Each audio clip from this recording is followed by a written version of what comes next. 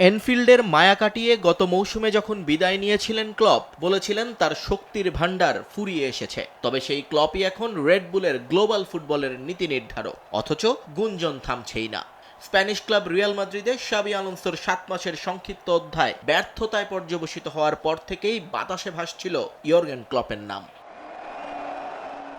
এ সপ্তাহে একটি world cup team প্রেজেন্টেশনের অনুষ্ঠানে গণমাধ্যমের মুখোমুখি হন তিনি। সেখানেই রিয়াল মাদ্রিদ নিয়ে প্রশ্ন উঠতে বেশ কড়া এবং রসিক মেজাজে উত্তর দেন সাবেক এই ডর্টমুন্ড বস। তার মতে রিয়াল মাদ্রিদের সাথে তাকে জড়িয়ে যে খবর ছড়ানো হচ্ছে তার পুরোটাই ভিত্তিহীন বা ক্লপের ভাষায় nonsense.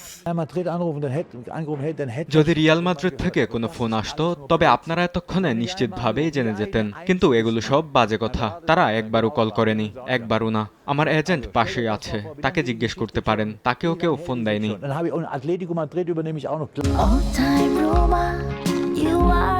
All time Roma. Taste it, love it. Real Madrid বর্তমানে তাদের সাবেক রাইট ব্যাক আলভারো আরবেলোয়ার অধীনে নতুন করে গুছিয়ে ওঠার চেষ্টা করছে। অন্যদিকে ক্লপ জানালেন আপাতত কোচিং নিয়ে তার কোনো পরিকল্পনাই নেই। তবে কি ক্লপ ডাগআউটকে বিদায় জানাচ্ছেন? উত্তরটা না। জার্মানির ট্যাকটিশিয়ান সাফ জানিয়েছেন তিনি এখনো ফুরিয়ে যাননি। অবসরের বয়স এখনো তার হয়নি, ভবিষ্যতে যে কোনো কিছুই হতে পারে। শুধু রিয়াল মাদ্রিদ নয়, জার্মানি জাতীয় দলের দায়িত্ব নিয়েও তার নাম উচ্চারিত হচ্ছে বারবার। হুলিয়ান নাগলসম্যানের উত্তরসূরি হিসেবে তাকে দেখা যাবে কিনা এমন প্রশ্নেও ক্লপ ছিলেন কৌশলী। তিনি জানান মানুষ তাকে নিয়ে ইতিবাচক চিন্তা করছে, এটাই বড় প্রাপ্তি। তবে আপাতত রেড বুল প্রজেক্টেই তার পূর্ণ মনোযোগ।